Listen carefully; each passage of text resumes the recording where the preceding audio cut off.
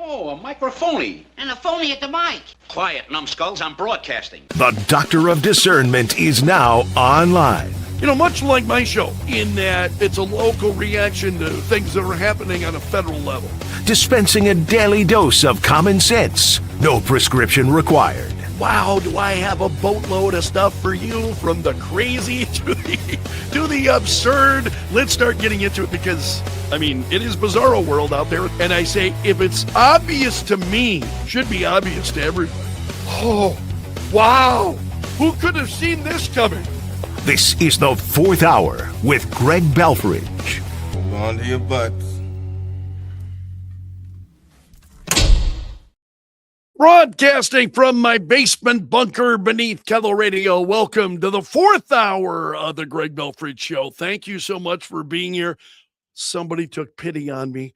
Somebody heard me complaining, oh, I haven't had any new YouTube subscribers all this week. I haven't seen any action at all. And some lovely person took pity on me. We're up to 580 subscribers now on YouTube. Thanks to all of you who are here. I appreciate each and every one of you. If you're not a subscriber, please consider becoming one. You'll find us on YouTube, Facebook, and on X, on all of those platforms. And thanks so much for being here. So the Attorney General is arriving for her first House testimony since she was confirmed. So this is underway right now. I'm not going to show any video from this. You can, for those of you who are interested, you'll be able to go out and find it. I just find it increasingly difficult. You watch these hearings and the Republicans speak and then the Democrats speak. And I'm just like, oh, I just can't do it. It's performative. I mean, it's all performative. And that happened yesterday. I don't have the story in front of me. I forget her name.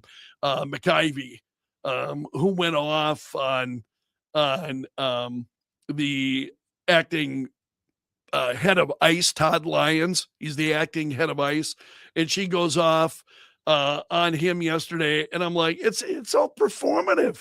I mean, it's just, you watch the left, and it's just crazy town. So anyway, Pam Bondi testifying today. This is from the Washington Examiner. The Attorney General's hearing comes at a contentious time as lawmakers have been pressuring the Justice Department for months to give the public more access to records related to Jeffrey Epstein. How many more records do you need? You got tens of thousands of records that are already out there. How many more do we need? I'm just a believer that I think for folks on Main Street, I just don't think that's a big issue. I think it's horrific what Jeffrey Epstein did. He's dead. And on we go. So the Trump economy doing well. The Labor Department today posted new jobs. The jobs report came out this morning. For the month of January, 130,000 jobs were added. The unemployment rate dropped to 4.3%. Economists had been expecting only 55,000 jobs. And so it was 130,000 jobs that were added. So the economy is going gangbusters. The unemployment rate also beat economists' predictions. The unemployment rate, 4.3%, slightly lower than the predicted 4.4%. So the numbers are looking really, really good for jobs. Now, I mentioned this during the program. I noticed Brian had commented on this before we actually got underway. I talked about it during the last word this morning, the final segment of the Greg Belfrage Show, and you'll be able to find that in my podcast. And I promised that I would talk about it more for those of you who tuned into the Fourth Hour today. Thank you for being here. Senator Thune saying that they were talking about the SAVE Act. And he was saying the votes just aren't there. He said that there aren't anywhere close to the votes that were needed to change the Senate's filibuster rule to allow the SAFE Act to vote on the SAFE Act. And so he dismissed the idea that Republicans might lower the threshold. In other words, nuke the filibuster, get rid of the Senate filibuster, and start going on a simple majority. And Thune says, well, there's not support for that. The Senate won't do it. Somebody needs to kick Republicans in the U.S. Senate in the ass. I mean, it is my point of view. We are not operating 10 years ago, 20 years ago, 30 years ago. We have got to operate with what we have right now and what's going on right now. And I don't think the U.S. Senate is, I don't want to speak badly about senators because I hear a number of senators that I greatly admire. Senator Kennedy, John Kennedy of Louisiana would be an example. Somebody I greatly admire. And he is opposed to nuking the filibuster. Senator Thune. I have a lot of admiration for Senator Thune. I know some of you don't, but I do. Again, I think these guys are operating in the before times. Before the empire, right? In the before times. This is crazy. You got to do, I think if we want to see some of these change, I think a lot of these senators need to ask themselves, do they want to protect America and defend it? Because what's going on in the Democrat Party right now, what's going on with the Democrats right now, I don't know that anybody really could have foreseen how rapidly they would really embrace the far left and beyond. I mean, the craziness that the Democrats have embraced. That's their base.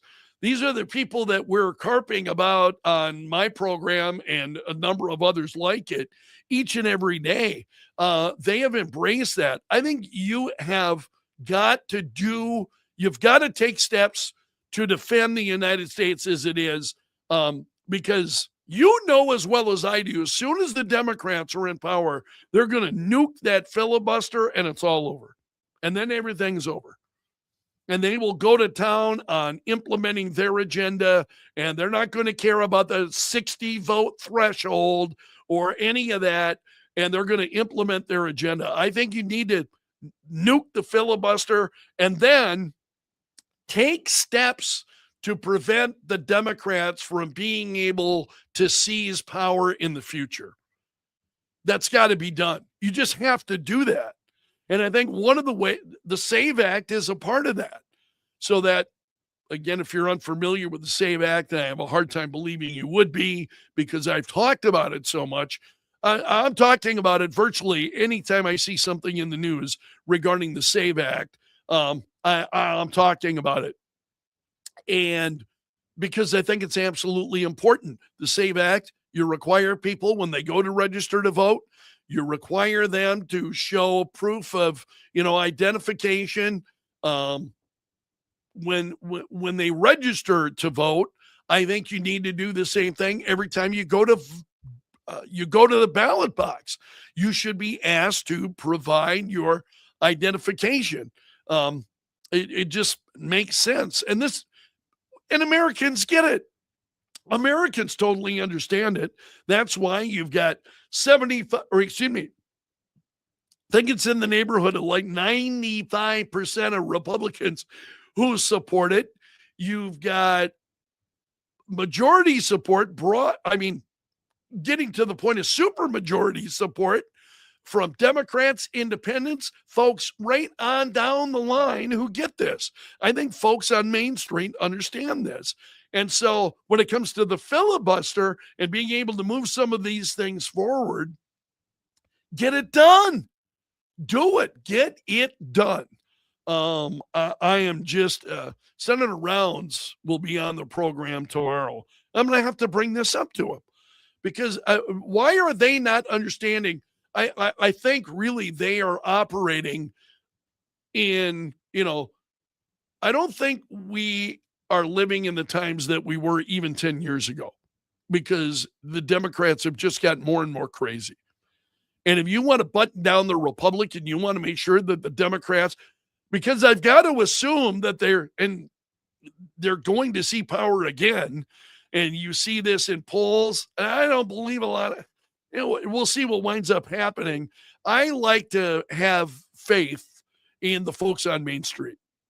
I want to have faith that people on Main Street, they get it. They understand it. They see it. I don't, that faith has been pretty rattled. I would have to tell you very honestly, that faith has been very rattled when you see what goes on, especially in places like Minneapolis. I mean, just hours away from Sioux Falls, where common sense really kind of prevails. I see that even in our own community in Sioux Falls, the state very much leaning right, and then you get Sioux Falls that wants to be like another. Some folks in Sioux Falls who want it to be a version of what's going on in Minneapolis. It's like, oh, I mean, I would like to think people are brighter than this. I mean, let's be able to disagree about things, but the nonsense that we see, and this is why I think you got to nuke the filibuster. You've got to do it. You got to nuke the filibuster, get these changes done, make them happen, and then put protections in place so that if the Democrats come back into power again, they're not able to do it, that they're unable to do it. Make changes so that they cannot undo the Republic, because that's what they're going to do. They are. The minute they get in, they're going to, it's going to be an expanded U.S. Supreme Court, and they're going to appoint a bunch of liberals to the court, and it's just going to be an absolute nightmare. That's the road we're on. And I think you either recognize that and you fight like hell against it, or you lay down and you say, oh, yeah, we don't have the votes and we're not going to nuke the filibuster. That is old thinking. It is old thinking. I'm 62. If I get it, I've told you this many times before. If I get it, I got to believe that everybody else gets it too. It's got to be obvious to everybody else as well. Apparently it isn't. I welcome your thoughts. For those of you watching on social media, obviously, share your thoughts with me. Share your thoughts in the comments. Whether you're on YouTube, whether you're on Facebook, share your thoughts in the comments as to what you think regarding this. I'm appreciative of your comments, and I love to know what you're thinking as well. So please don't ever drop me an email anytime. Greg.Belfrage@KELO.com is my email address. That's always available to you, open to you. So drop me your thoughts anytime. I love hearing from you. Okay, a few other stories I wanted to share. You have American figure skater Amber Glenn, who is firing back at critics today following her gold medal victory at the Winter Olympics.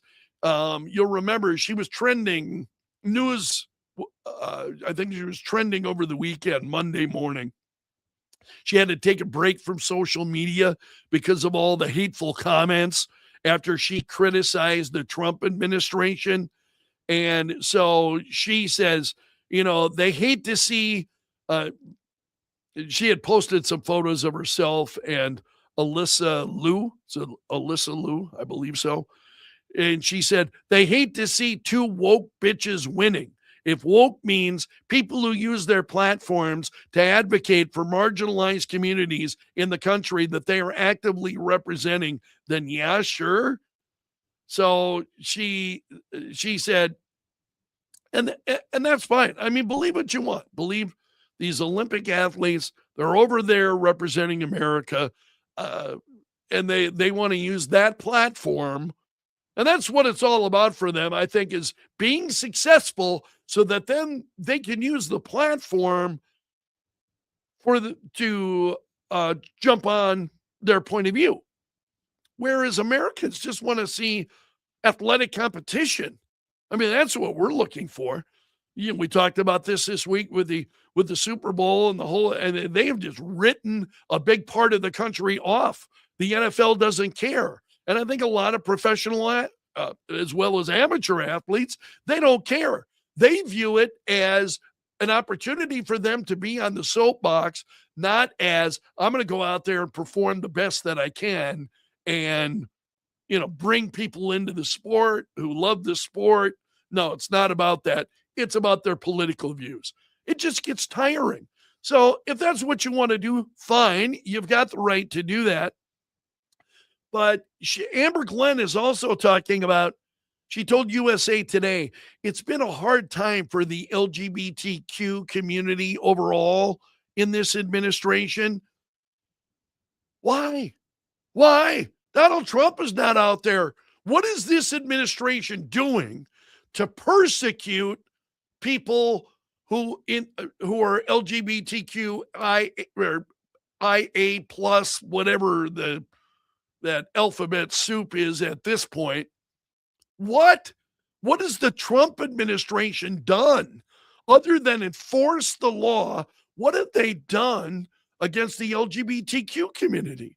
I have not seen, literally, as somebody who is in the news on a daily basis, looking at what's going on. I mean, there is a lot of news that crosses my phone screen, my computer screen each and every day. And I have seen nothing coming from the Trump administration where they are derogatory of people who are LGBTQ. I mean, where does this come from? It's just, this is something beyond, just hatred of Donald Trump. It's, man, Amber Glenn, what in the world are you talking about? I just think, again, folks on Main Street, you look at this and what are, other than, oh, she's on my team and I got to support my team and I've got to be on. That's all it is. It's just mindless rabble rousing. And I, for the life of me, I just don't get it. Excuse me. Also, there are some other pieces this morning. JustTheNews.com says the FBI has substantiated some major irregularities in how votes were counted in Georgia. And this would be Fulton County, Georgia. They're looking into whether those failures were intentional efforts to violate federal election law. This is according to an affidavit that was unsealed by a federal court yesterday. So, yeah, there were some irregularities there. Now, why were those there? We don't know, but is it worth looking into? So for those who, you got the people down in Fulton County who say, oh, you're taking our documents, and the federal government came in and took our documents. And there's a reason why they went in there and took those documents. It'll be interesting to see what comes of it. And Fox News has a story about a sheriff in North Carolina doesn't know how many branches of government there are. For those of you, there are 3 branches, right? the executive branch, the legislative branch, the judicial branch, if I can say it. 3 branches of government. And this sheriff down in North Carolina had no idea. And he also thought he operated under the judicial branch. That would, of course, be incorrect. It would be the executive branch of government that law enforcement operates under, not the judicial branch. He had no idea. Wow. That is like, we're talking junior high school stuff. I mean, I remember in civics class in junior high school, the old Edison Junior High School, I remember learning those things. So it's a little bit crazy. Also, I mentioned this guy this morning. I'm going to wrap up with this morning. That the owner of this Sammy's Mexican Grill in Arizona, You may have heard me talk about it on the air this morning. Jorge Rivas is his name. This is an Arizona Mexican restaurant, and they had a sign up in the restaurant saying that, supporting law enforcement. Free meals to law enforcement officers. I want you to hear that. Law enforcement officers. So that would be local police, local, sheriff's deputies. It would be federal agents, federal ICE officers. Law enforcement officers is a pretty damn wide umbrella, right? Law enforcement officers. So someone, of course, you had to get the reporters in there. Well, does that include ICE? Does that include ICE agents? Duh. First of all, duh. They're law enforcement officers. So, yeah. And so then everybody goes nuts. Everybody goes nuts. He starts getting all these 1-star Yelp reviews and these bogus lying reviews. And this is what the left does. They go out there, they see this, and they probably have never heard of Sammy's restaurant. They've never been there. They have no idea. But they see this story, and they got to hop on Yelp and all of these other bogus, and they start leaving these negative reviews and lying because that's who these people are. They've got no self-respect. They start lying about bad food, all kind of cockroaches, all kinds of nonsense. And he's a little bit taken aback. The national spotlight hits you like that, and you're doing something. It's the right thing, right? The national spotlight hits you, and I think a reasonable, intelligent person looks at that and appreciates it. That he's offering free meals to law enforcement and understands that that's not just free meals for ICE officers, that's free meals to law enforcement. I'm a big supporter of law enforcement. I talk about it all the time. We back the blue. You see it on the sign behind me. For those of you who are watching in wide view, we back the blue. There's a reason that's on the wall behind me. I mean that. And I act that way myself. I follow the law, strive to be supportive of law enforcement. And that's what this guy was doing. And so he said, and I love this guy. I didn't share these comments on the air this morning, so you're getting some extra here. He said, I know that many people feel that they need to have a goal. They need to have a purpose in their life. And they think that by confronting ICE agents or federal agents, that they will fill the void that they have in their heart. He said they need to look for Jesus and for God for moral values that will make them feel better. Amen, brother. Amen to that. He is spot on. Absolutely right on. And I'm going to leave it there for today. You have made it to the end of the video, so you are part of my gallery of champions. A salute to the Bunker Brigade. Those are the folks that are on YouTube each and every morning and interacting with each other and with me. And I appreciate all of you. If you're not a subscriber on YouTube, please become one. Grateful. We're up to 580 now. I wonder whether we picked up some person took pity on me as I was 582. Okay, so picked up 3 here in the last half hour or so. Thanks to all of you. Hope to see you again tomorrow. Hope you'll come back. So until then, my friends, I'm underground and gone.